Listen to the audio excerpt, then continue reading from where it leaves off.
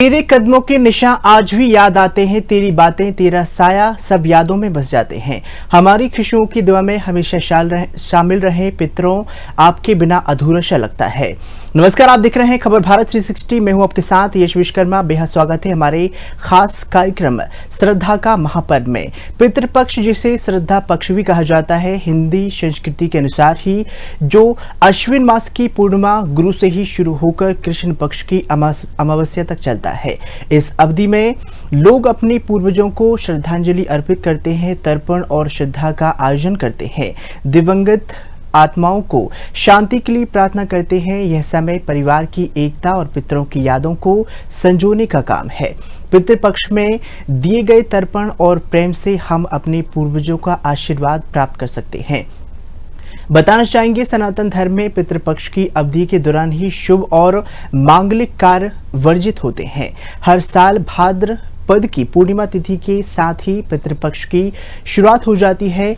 इसका समापन अश्विनी माह की अमावस्या की तिथि को होता है। बताना चाहेंगे, इस दौरान ही लोग अपने पितरों की पूजा कर पिंडदान करते हैं। मान्यता है कि ऐसा करने से साधक को पितरों की कृपा प्राप्त होती है और पितृदोष से छुटकारा मिलता है। पूर्वजों के सम्मान में ही यह समर्पित पितृपक्ष 17 सितंबर से शुरू हो गया है। यह खास तौर पर भाद्रपद पूर्णिमा से कार्तिक अमावस्या 15 से 16 दिनों तक मनाया जाता है। इन दिनों लोग अपने पूर्वजों को श्रद्धांजलि देने के लिए उनका श्राद्ध और तर्पण करते हैं। ऐसा माना जाता है कि इन दिनों पूर्वज धरती पर आते हैं और पितरों के लिए तर्पण करने वाले परिवारों को आशीर्वाद देते हैं। बताना चाहेंगे, पितृपक्ष के दौरान ही हिंदू धर्म में पूर्वजों को भोजन, जल और प्रार्थना सहित ही श्राद्ध के कर्म किए जाते हैं। वहीं अगर किसी कारण से पूर्वज आपसे नाराज हो जाते हैं तो पितृपक्ष के दौरान ही आप कुछ आसान उपाय पितृ दोष से मुक्ति पा सकते हैं। श्राद्ध पक्ष का समय बहुत ही अहम माना जाता है। यह पूरी तरह से पितरों को अर्पित होते हैं। ऐसा कहा जाता है कि इस दौरान ही पितरों में पिंडदान किया जाता है, जिससे मोक्ष प्राप्त होता है। पिंडदान के लिए बिहार के गया शहर का बड़ा ही महत्व होता है। इसके बारे में आपने कभी सोचा है क्यों इसका पिंडदान का इतना महत्वपूर्ण माना जाता है? इस परंपरा से एक पौराणिक मान्यता कथा जुड़ी हुई है।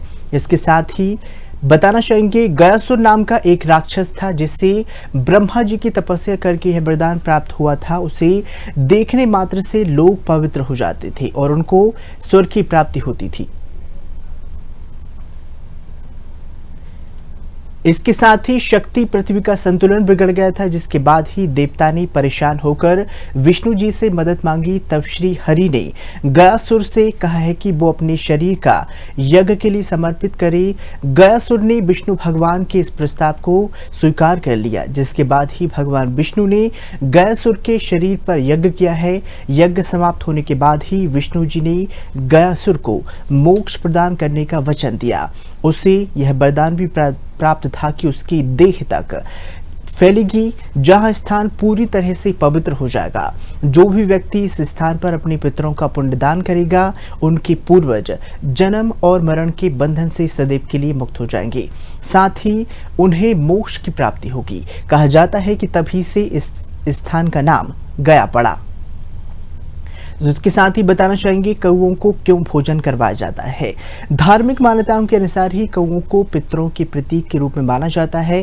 कहा जाता है कि पितृपक्ष के दौरान ही कौओं को भोजन कराने से पूर्वज प्रसन्न होते हैं। साथ ही ऐसा करने से आप सभी तरह के पापों और कर्जों से मुक्त हो जाते हैं, क्योंकि इन दिनों मादा कौआ आमतौर पर बच्चों को जन्म देती है। इसलिए उसे पौष्टिक भोजन की आवश्यकता होती है, जो आपके खाने में पूरी तरह से मौजूद होता है।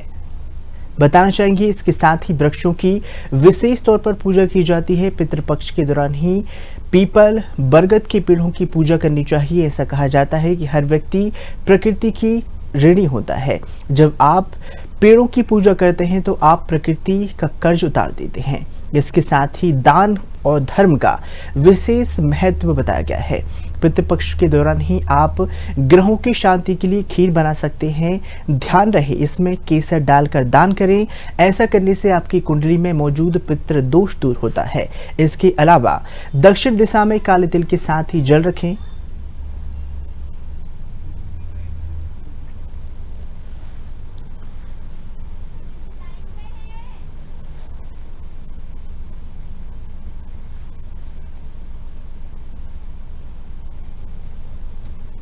तो बताना चाहेंगे ब्रह्म आचार के साथ ही नियमों का पालन करें, इसके साथ ही सभी अपनी मनोकामनाएं पूर्ण हो सकती हैं। इसके साथ ही अन्न धन और वस्त्र का अवश्य दान करें। पितृपक्ष के दौरान ही आप ग्रहों की शांति के लिए खीर बना सकते हैं। ध्यान रहे इसमें केसर डालकर ही दान करें। ऐसा करने से आपकी कुंडली में मौजूद पितृ दोष दूर होते हैं। इसके अलावा दक्षिण दिशा में काले तिल के साथ ही जौ रखें। किस तरह से आप श्राद्ध कर सकते हैं। धार्मिक मान्यताओं के अनुसार ही सुबह और शाम के समय देवी देवताओं की पूजा पाठ की जाती है। दोपहर का समय पितरों को समर्पित होता है। दोपहर में करीब 12 बजे श्राद्ध कर्म किया जा सकता है। इसके लिए कुतुब और रोहिणी मुहूर्त सबसे अच्छे माने जाते हैं।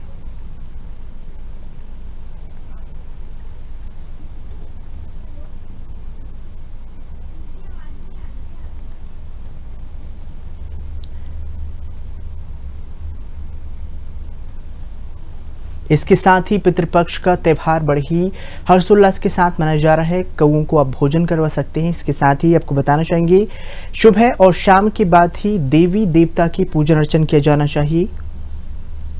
दोपहर में करीब 12 बजे श्राद्ध कर्म किया जा सकता है।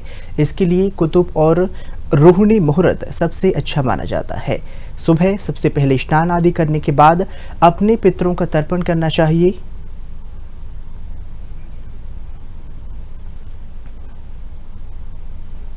तो खास कार्यक्रम में हमारे साथ चर्चा करने के लिए पंडित जी जुड़ चुके हैं, ज्योतिषाचार्य गोविंद शास्त्री जी। तो गोविंद शास्त्री जी, सबसे पहले खबर भारत में आपका बहुत बहुत स्वागत है। धन्यवाद जी। पंडित जी, सबसे पहला सवाल यही रहेगा, क्योंकि आज हम तर्पण के कार्यक्रम में मौजूद हैं और लगातार पितृपक्ष के उपलक्ष्य में ही पितरों को याद कर रहे हैं। तो पितरों का इतना महत्व क्यों है, ये क्यों मनाया जाता है? सृष्टि के आरंभ से लेकर जी अभी तक हमारे सनातन धर्म में, हिंदू धर्म में, वेदों में, पुराणों में उल्लेखित है। जो ऋषि परंपरा, शास्त्रों की परंपरा चली आ रही है जी। उसी गरुड़ पुराण के अनुसार जब हमारे किसी परिजन का निधन हो जाता है जी, तो हम उसको वर्ष में 3 साल में जब हम उसको पितरों में शामिल करते हैं तो हम तर्पण करते हैं। तर्पण का मतलब हम उनको जल से तर्पण करते हैं, तिल से हम तर्पण करते हैं। तर्पण करने का मतलब यह है कि उनको वो तृप्त होते हैं, प्रसन्न होते हैं, आशीर्वाद देते हैं घर पर। तर्पण का इसलिए गरुड़ पुराण के अनुसार विशेष महत्व है और हर हिंदू भाई को, जिनके माता पिता या दादा दादी नहीं है, संसार से चले गए हैं, उन सबको तर्पण करना है। किसी भी नदी में, सरोवर में, तालाब में, और नहीं तो शहरी क्षेत्र में है तो आप घर में भी तर्पण कर सकते हैं, लेकिन तर्पण करना नितांत आवश्यक है। और ये जो श्राद्ध पक्ष हैं, ये आवन कृष्ण पक्ष कि ये 15 दिन और 1 दिन भाद्रपद पूर्णिमा का से शुरू होती है। 16 श्राद्ध होते हैं। पितृ मोक्ष अमावस्या तक 2 तारीख तक श्राद्ध चलेंगे। इन श्राद्ध पक्ष में हमारे जितने भी हिंदू सनातनी धर्मी हैं, वो सब लोग, अधिकतर लोग गया श्राद्ध करने जाते हैं। जिनके माता पिता का निधन 3 वर्ष पूर्व, 5 वर्ष, 10 वर्ष पूर्व हो गया है, तो अंतिम पिंडदान भगवान विष्णु के चरणों पर होता है, अक्षय वट पर होता है, फल्गु नदी पर होता है। और जिनकी अकाल मृत्यु होती है, जो असमय मर जाते हैं, रोड एक्सीडेंट से, सांप के काटने से, बिजली के करंट से, किसी भी अवस्था, फांसी लगाकर आत्महत्या करके, तो उनका पिंडदान शिला पर वहीं गया जी में होता है। गया जी का जो परिक्षेत्र है वो 5 कोस का है, और 5 कोस का मतलब 15 किलोमीटर। उस परिक्षेत्र में जितने तीर्थ हैं उनमें सब में पिंडदान का विशेष महत्व है। विशेष करके विष्णुपाद, अक्षय वट, फल्गु नदी और जो अकाल काल कवलित हुए हैं, प्रेत शिला पर उनका पिंडदान करना चाहिए। अंतिम पिंडदान कहते हैं गया जी में ही होता है। बाकी पिंडदान के लिए हमारे भारत में और भी पवित्र तीर्थ स्थल हैं, जहां पर उज्जैनी में आप क्षिप्रा नदी पर सिद्धवट पर कर सकते हैं, आप कुरु में कर सकते हैं, हरिद्वार में कर सकते हैं, आप बद्रीनाथ में कर सकते हैं। आप इस प्रकार से पिंडदान करना चाहिए। लेकिन गया का विशेष महत्व है, क्योंकि गया नाम का एक असुर था। आप सुन पा रहे हैं मुझे? हेलो, आप सुन पा रहे हैं? जी पंडित जी, आ रही आवाज। हाँ, तो गया नाम का एक असुर था, उसने देवताओं को बहुत प्रताप कर रखा था। तो देवताओं ने विनती की भगवान विष्णु से कि महाराज इसका संहार करो, ये तो हमें तपस्या नहीं करने देगा, भक्ति नहीं करने देगा। बहुत बलवान हो गया था, उसने कब्जा कर रखा था वैकुंठ पर। तो भगवान विष्णु ने आश्वासन दिया देवताओं के लिए, ऋषि मुनियों के लिए कि आप चिंता मत करो, निकट भविष्य में इसका अंत अवश्य।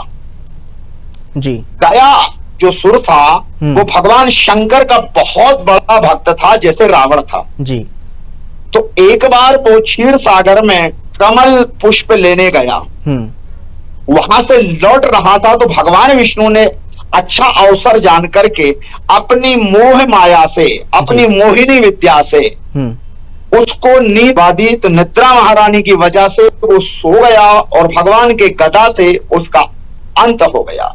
जी, लेकिन गया तपस्या पर प्रसन्न होकर भगवान विष्णु ने उसको वरदान दिया कि गया तुम्हारे नाम से इस तीर्थ स्थान का नाम प्रसिद्ध हो जी, और यहां मैं साक्षात विष्णु के स्वरूप में, यहां गया स्वरूप में यहां पर निवास करूंगा। और भगवान विष्णु के चरण आज भी वहां पर हैं जहां पर अंतिम पिंडदान किया जाता है। और भगवान विष्णु ने गयासुर से कहा था कि जो मनुष्य अपने माता पिता, दादा दादी, नाना नानी, बुआ फूफा, सगोत्र जिसका कोई नहीं इस संसार में, उसका भी पिंडदान अगर मेरे चरणों पर किया गया, बिल्कुल फल्गु नदी में किया गया, अक्षय वट पर किया गया, प्रेत शिला पर किया गया, तो मैं ऐसे मनुष्यों को प्रेत योनि से मुक्त कर वैकुंठ की गति प्रदान करूंगा, मोक्ष प्रदान करूंगा। इसलिए गया तीर्थ का विशेष महत्व है। पंडित जी, अगर बात कर ली जाए अनुष्ठानों की, क्योंकि पितरों को खुश करने के लिए पूरे देश भर में जो है कार्यक्रम आयोजित किए जा रहे हैं, उनको तर्पण किया जा रहा है, तो इस पर जल से उनका तर्पण करने के लिए कितना महत्व माना जाता है? अनुष्ठान किस प्रकार से लोग करें? श्राद्ध पक्ष में सबसे ज्यादा अनुष्ठान लोग करवाते हैं, भागवत का मूल पाठ करवाते हैं, पितृ दोष की शांति के लिए, अपने प्रेत, अपने जो पूर्वज हैं, पितृ हैं, उनकी प्रेत से मुक्ति दिलाने के लिए, उनको वैकुंठ गति प्राप्त कराने के लिए। और इन 16 दिनों में ही सर्वाधिक पितृ शांति होती है भारत के विभिन्न क्षेत्रों में। जी, तो पितृदोष की शांति का इन 16 दिनों में बहुत विशिष्ट मुहूर्त। काल सर्प दोष शांति का 16 दिन में किसी भी दिन कर सकते हैं, पितृदोष किसी भी दिन किया जा सकता है। बिल्कुल। और जल का तर्पण तो करें, लेकिन जल के तर्पण के साथ में उसमें दूध मिला करके, काली तिल, चावल मिला करके, और पितरों के लिए पूर्व दिशा में, पितरों के लिए पूर्व में, पितरों के लिए दक्षिण दिशा में, देवताओं के लिए में, और ऋषि मुनियों उत्तर दिशा में तर्पण किया जाता है। यम का तर्पण जी दक्षिण दिशा में किया जाता है। भीष्म तर्पण, भीष्म पितामह का कोई नहीं था इस संसार में, इसलिए भीष्म पितामह का भी तर्पण हमें दक्षिण दिशा की तरफ, यम तर्पण, पितृ तर्पण, सब हमें दक्षिण दिशा की ओर मुंह करके तर्पण करना चाहिए। तर्पण का विशेष मुहूर्त और विशेष जो मुहूर्त होते हैं सुबह सुबह के, तो सूर्योदय के रूप में हमारा जल जो है पितृ ग्रहण करते हैं। सूर्योदय से लेकर के 8 या 9 बजे तक का समय, 2-3 घटी दिन बीतने के बाद वो जल के रूप में लेते हैं। और जो लोग 10-11 बजे से 12 बजे 1 बजे तक, उनका कोई जल ग्रहण नहीं किया जाता, वो किसी काम का नहीं होता। इसलिए सुबह सुबह ही अपने पूर्वजों को, अपने माता पिता, दादा दादी जो इस संसार से चले गए हैं, उनका तर्पण सुबह सुबह करने का ही विधान है। बिल्कुल। पंडित जी, इसके साथ ही जानना चाहेंगे, धार्मिक बात कर ली जाए, ग्रंथों की बात कर ली जाए, गरुड़ पुराण की अगर बात कर लिया जाए, जिसमें साफ तौर पर लिखा है कि पक्षियों को खाना खिलाने से और खासकर जो है पितृपक्ष में काक को खाना खिलाने से, जिसे पितृ का प्रतीक माना जाता है, कितना शुभ माना जाता है खाना खिलाना, कितना पुण्यकारी होता है? जो कौवा है, काग है, जो अब शहरी क्षेत्रों में तो कम दिखाई देते हैं, ग्रामीण क्षेत्रों में अभी भी हैं। तो कौवा अगर भोजन करके जाता है, अपन पितरों के नाम से जब अपने छत पर रख के जाते हैं, उस भोग को रख के आते हैं, और उसी समय अगर कौवा आकर के ग्रहण करता है जी, तो कौवा हमारे पितरों के आत्मा स्वरूप संदेश वाहक है। जब वो भोग ग्रहण करता है, जब हम उसको भोग लगा देते हैं, भोजन करके जाता है, तो हमारे पितृ तक पहुंचा देता है और हमारे पितृ प्रसन्न होकर के हमें आशीर्वाद देते हैं। इसलिए पंचग्रास निकालने का विशेष इन 16 दिनों में गौग्रास, स्वानबई डॉगी के लिए, कुत्ते के लिए निकालना है, कौवे के लिए निकालना है, चींटियों के लिए निकालना है, पक्षियों के लिए भोजन निकालना है, अपने पितरों के लिए एक थाली, एक भोग निकालना है। और इन 16 दिनों में जो भी भोग बनाया जाए जी, हमारे सनातन और हिंदू धर्म की परंपरा के अनुसार ब्राह्मण भोजन करवाए जाए, तो लहसुन, प्याज, किसी भी प्रकार की कोई ऐसी वस्तु शामिल ना की जाए जिससे भगवान भोग ग्रहण ना करें, पितृ ग्रहण ना करें। इसलिए इन दिनों में बहुत संयम से, नियम से शुद्ध सात्विक भोजन ग्रहण करना चाहिए।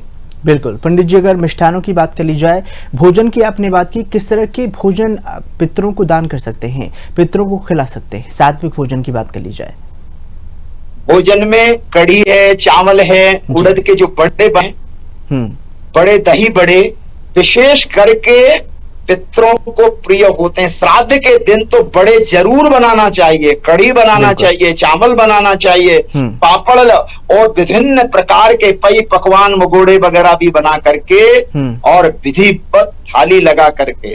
ब्राह्मण भोजन का भी विशेष महत्व है श्राद्ध पक्ष में। तो अपने माता पिता की तिथि को याद करके भी कराएं, और सुस्वाद मधुरम मधु यानी शहद का भी उपयोग इसमें किया गया है शास्त्र के अनुसार। जैसे हम पिंड दान करते हैं, तो पिंड दान में जो पिंड हम बनाते हैं उसमें हम शहद भी चढ़ाते हैं, उसमें कुशा भी चढ़ाते हैं, और उसमें हल्दी, कुमकुम, रोली इत्यादि चढ़ाते हैं, अबीर गुलाल चढ़ाते हैं, और फिर हम पुष्प चढ़ा करके, तिल्ली के पुष्प चढ़ा करके, और फिर हम पिंडों के लिए, हमारे पितरों के लिए पिंडदान करते हैं।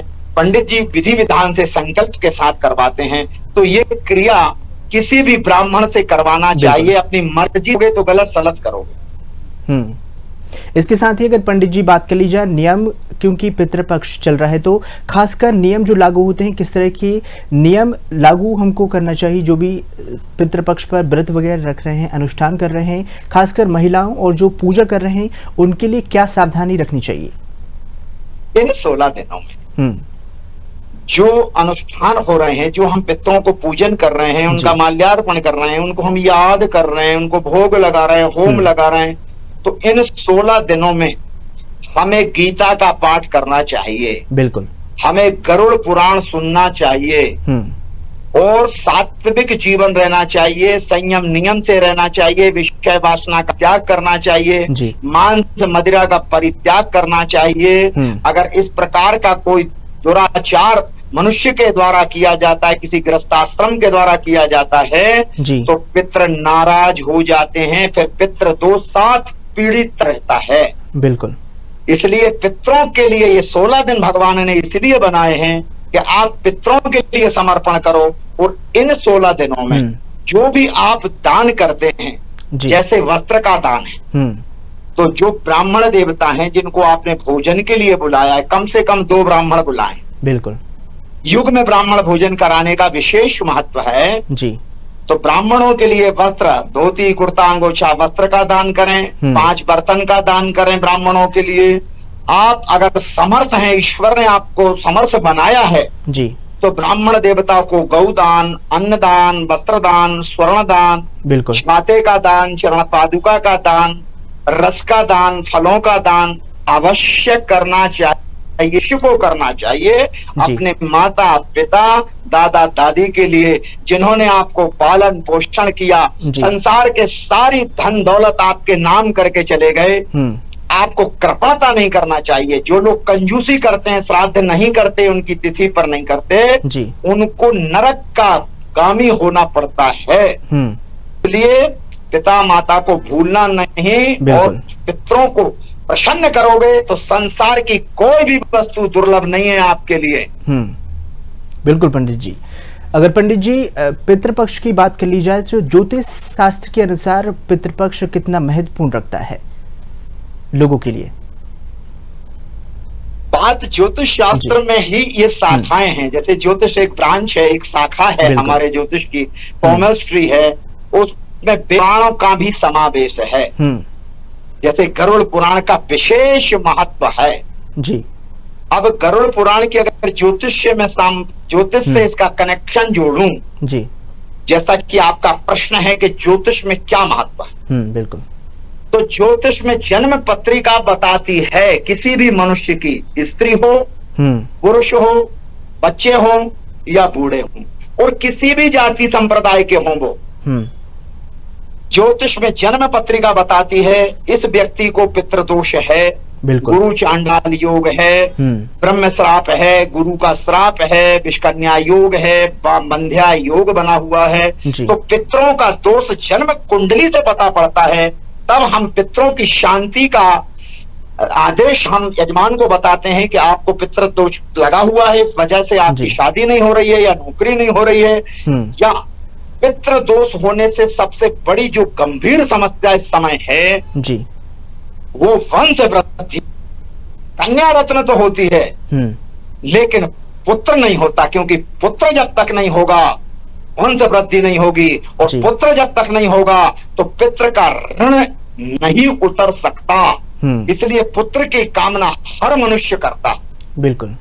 और पितृ आज्ञाकारी हो, पितृ माता पिता की सेवा करने वाला हो तो परम सुखी होगा, और पितृ अगर दुष्ट प्रवृत्ति का है तो नरक की 14 कोटियों में 84 लाख वर्ष उसको प्रताड़ना झेलना पड़ती है। हर जन्म में उसको पितृदोष आता है, उसके यहाँ पुत्र संतान नहीं होता। इस बात का भी विशेष ध्यान हमारे हिंदू भाइयों को, हमारे सनातन धर्म के जितने भी भाई हैं उनको सुनना चाहिए, समझना चाहिए। और खबर भारत के माध्यम से मैं ये सूचना देना चाहता हूं कि पितरों का सम्मान करो, माता पिता का, अपने बड़ों का सम्मान करना सीखो, और पितरों के लिए तर्पण करो, उनके हितार्थ, उनकी मुक्ति के लिए, उनकी मोक्ष कामना के लिए आप गया जी में जाकर के पिंडदान अवश्य करके आओ, गौदान, अन्नदान, वस्त्रदान करो, जिससे आपके पितर प्रसन्न। बिल्कुल। पंडित जी आपसे जानना चाहेंगे कि अगर हमें श्राद्ध की जो है तिथि याद नहीं होती है तो किस तारीख को हम तिथि से जो है श्राद्ध कर सकते हैं? जी, बहुत अच्छा प्रश्न है आपका। तो अगर जो महिलाएं मृत्यु को प्राप्त होती हैं घर परिवार की, तो उनके लिए 9वीं तिथि नियुक्त की गई हमारे गरुड़ पुराण। बिल्कुल। 9वीं तिथि को आपकी माताजी, दादी, नानी, बुआ कोई खत्म हुई है, तिथि याद नहीं है, कोई बात नहीं है, हमारे शास्त्र कहते हैं कि 9वीं तिथि के दिन स्त्रियों का श्राद्ध किया जाता है। और पितृ मोक्ष अमावस्या के दिन आपके चाचा, दादा, भाई, कजन, जो भी सगोत्र अगोत्र कोई भी है, जिस कोई भूल गए हैं तिथियां, तो आप पितृ मोक्ष अमावस्या के दिन सबको समाहित करके एक साथ सबका श्राद्ध कर सकते हैं। बिल्कुल। और वो स्वीकार होगा, पितृ प्रसन्न। जी शास्त्री जी, इसके साथ अगर बात कर ली जाए स्नान की, क्योंकि कहा जाता है कि जब कोई भी स्नान करता है नदियों में, उसका तर्पण जो पानी होता है वो सभी पितरों को लगता है और आशीर्वाद बरसाते हैं। स्नान का तो अगर स्नान की तरह होगा नहीं, तो पवित्र नदियों में, विशेष करके गया तीर्थ का नाम मैं बार बार उच्चारण कर रहा हूँ, गया सर्वश्रेष्ठ है पितरों के लिए। और गया में अगर पिंडदान नहीं किया गया है तो प्रेत योनि से आपके पितृ मुक्त नहीं हो सकते। आप भारत के किसी भी तीर्थ क्षेत्र में पिंडदान कर दें, जब तक गया जी में पिंडदान नहीं होगा, अंतिम पिंडदान नहीं होगा, आपके पितृ मोक्ष की गति नहीं पा सकते। वो प्रेत योनि में भटकते रहेंगे, बार बार सपने में आएंगे।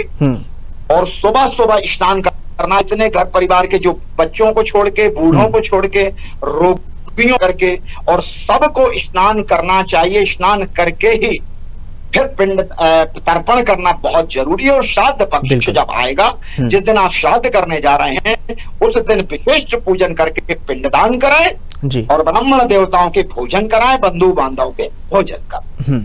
बिल्कुल। इसके साथ ही अगर बात कर ली जाए ब्रह्मचर्य का किस तरीके से पालन करना चाहिए, किस तरह के नियम और कौन कौन से नियम है जिसे नहीं करना चाहिए? जैसे कई बार पितरों में ऐसा कहा जाता है कि हमें बाल नहीं काटने चाहिए, इसको लेकर क्या कुछ तथ्य है पंडित जी? गरुड़ पुराण ये कहता है कि हम पितरों के सम्मान के लिए जो लोग तर्पण करते हैं जी, उन पे नियम लागू है ये। जो लोग अपने दादा दादी वहां छोड़ करके आ गए गया जी, और अब उनका कोई भी ऐसा परिवार का सदस्य नहीं बचा जिसके लिए वो तर्पण करते हों, बिल्कुल, तो गया जी से अगर पिंडदान, अंतिम पिंडदान कर लिया है, तो उनपे ये नियम लागू नहीं होता दाढ़ी कटिंग नाखून का। लेकिन अगर जो तर्पण कर रहे हैं अपने माता पिता के लिए, दादा दादी के लिए, तो कटिंग नहीं करवाना चाहिए, बाल नहीं बनवाना चाहिए, दाढ़ी नहीं बनवाना चाहिए, नाखून काटना वर्जित माना गया है जी। साथ में जो विवाहित नवयुवक युवतियां हैं, उनको भी इन 16 दिनों में ब्रह्मचर्य का कठोर पालन करना चाहिए। बिल्कुल। जैसे मृत्यु के बाद 13 दिन तक जो मुखाग्नि पुत्र देता है, वो 13 दिन तक नंगे पैर रहता है, 13 दिन तक वो तेल नहीं लगाता, साबुन से नहीं नहाता, शैम्पू से नहीं नहाता। तो वो जो 13 दिन वाले नियम हैं, वो इन श्राद्ध पक्ष में भी हमें फॉलो करना चाहिए। साबुन से, तेल से नहीं ना, इत्र नहीं लगाना चाहिए। हमें किसी भी पर्यटन स्थल पर घूमना फिरना, भ्रमण, मनोरंजन, मौज मस्ती, सिनेमा हॉल में नहीं जाना चाहिए। हमें सांसारिक भोग से दूर रहना चाहिए, हमें विषय वासना से दूर रहना चाहिए। अन्यथा पितृ बहुत नाराज होते हैं और कुपित होकर के आपको श्राप दे सकते हैं जी। साथ में एक बात और बता दूं कि इन 16 दिनों में आपको कोई भी जमीन जायदाद का सौदा नहीं करना, कोई गाड़ी नहीं खरीदना, कोई नए वस्त्र नहीं खरीदना, कोई नए आभूषण नहीं खरीदना है आपको। इस बात का भी विशेष ध्यान लोग रखेंगे जी, तो उनके घर में होली होगी, बच्चों की किलकारी आंगन में गूंजेगी, से वृद्धि भी होगी, धन धान्य से परिपूर्ण होंगे, बेरोजगारों को नौकरी लगेगी, नौकरी वालों की शादी होगी, शादी वालों की संतान होगी, और जीवन परम सुखी होगा। बिल्कुल। पंडित जी, इसके साथ ही जानना चाहेंगे कि अगर जिनकी मृत्यु पंचक में हो जाती है, उनको क्या विशेष पूजा करनी चाहिए? नहीं, पंचक में जिनकी पूजन होता है, पंचक में जिनकी मृत्यु होती है, तो उस समय हमारे गरुड़ पुराण के अनुसार जब हम मृतक का दाह संस्कार करने जाते हैं जी, तो 5 पुतले कुश के बनाए जाते हैं। कुश और जौ के आटे को मिला करके 5 पुतले बनाए जाते हैं, और पंचक के मंत्र से उन पुतलों को, जो मृतक है उसके शरीर के 5 भागों पर, बिल्कुल, जैसे 2 पैर पर, 2 कंधे पर और एक अपने हृदय पे, ऐसे 5 पुतले रख करके चिता के उन 5 पुतलों को अगर जलाया जाए पंचक के मंत्र के द्वारा, तो पंचक का दोष समाप्त हो जाता है। अन्यथा पंचक में मरने वालों के परिजनों में 5 लोगों की मृत्यु होगी। अगर आपने पंचक की अवहेलना की, पंचकरण नहीं किया, तो कोई नातेदार, रिश्तेदार, कुटुंब परिवार का कोई भी 5 लोग आकस्मिक मृत्यु को भी प्राप्त हो सकते हैं, ऐसा गरुड़ पुराण का मत है। इसलिए पंचक का निवारण जरूर करवा लेना चाहिए। इसके साथ अगर पंडित जी बात कर ली जाए पिंड की और तर्पण की, तो पिंड में चावल और तिल होते हैं, उनका कितना महत्व होता है? चावल और तिल, पिंड का तिल जो होती है, भगवान विष्णु के शरीर से तिल की उत्पत्ति हुई है।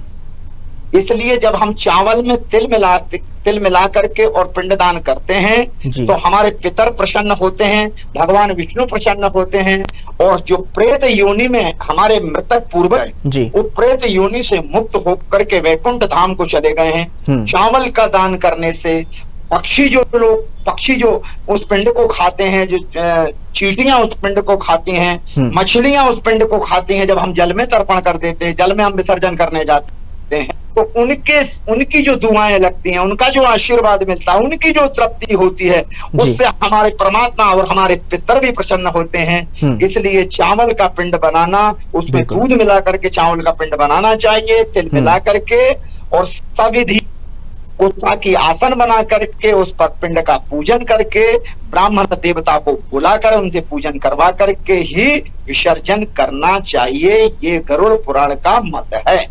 बिल्कुल। अगर पंडित जी बात कर ली जाए शास्त्रों के अनुसार, तो शास्त्रों में कहा जाता है कि पितृपक्ष के दौरान ही पूर्वजों की आत्माएं जो है धरती पर आती हैं और अपने वंशजों द्वारा किए गए कर्मों से संतुष्ट होती हैं, आशीर्वाद बरसाती हैं। जी बिल्कुल सत्य कथन है ये। हमारे वेदों में, पुराणों में ये उल्लेख है। इन 16 दिनों में हमारे जितने पूर्वज हैं जो इस संसार सागर से असमय या समय, अकाल काल कौलित या स्वाभाविक मृत्यु, किसी भी कारण से मृत्यु होकर के गए हैं, इन 16 दिनों में सब लोगों के, केवल एक परिवार की बात नहीं कर रहा हूं, जितने भी मनुष्य हैं इस पृथ्वी पर, भारत ही नहीं पूरे विश्व की बात कर रहा हूं जी, तो सबके पितर, सबके पूर्वज उस समय, इस समय धरती पे हैं। वो अपने कुटुंब को, परिवार को देखते हैं, अपने नाती पोते संती पंती को सबको देखते हैं, और वो ये देखते हैं कि हमारी वंश परंपरा में ब्राह्मण भोजन हो रहे हैं, श्राद्ध हो रहा है, दान पुण्य हो रहे हैं, धर्म हो रहे हैं, भागवत हो रही है, राम कथा हो रही है, रामायण हो रही है, गीता के प्रवचन चल रहे हैं, गौदान किया जा रहा है, वस्त्र दान किया जा रहा है, पितर बहुत प्रसन्न होकर के आशीर्वाद दे करके, और वैकुंठ पितृलोक, एक पितृलोक है, पितृलोक में चले जाते हैं, और आप लोग सदा सदा के लिए सुखी हो जाते हैं। जो पितरों का पूजन करते हैं, पितरों का सम्मान करते हैं, उनको याद करते हैं, उनकी पूजन करते हैं। पंडित जी बहुत बहुत धन्यवाद आपका। आपने हमारे दर्शकों को अन्नदान के बारे में बताया, पूजन विधि के बारे में बताया, और पितृपक्ष जो है किस तरह से महत्व रखता है। हमारे साथ पंडित जी जुड़ चुके थे, तो उन्होंने आप सभी को जानकारी दी किस तरह से विशेष पूजा की जाए और पितरों को किस तरह से खुशी की जाए। बताना चाहेंगे पितृपक्ष केवल धार्मिक असर ही नहीं, बल्कि यह हमारे पूर्वजों के प्रति सम्मान और श्रद्धा व्यक्त करने का समय है। इस दौरान ही श्रद्धांजलि और अनुष्ठान न केवल आत्म शांति देते हैं, बल्कि परिवार में एकता और बंधन को भी मजबूत बनाते हैं। ये ऐसा समय है जब अपने आप में प्रतीत होते हैं और भविष्य के लिए मार्गदर्शन के रूप में काम करते हैं।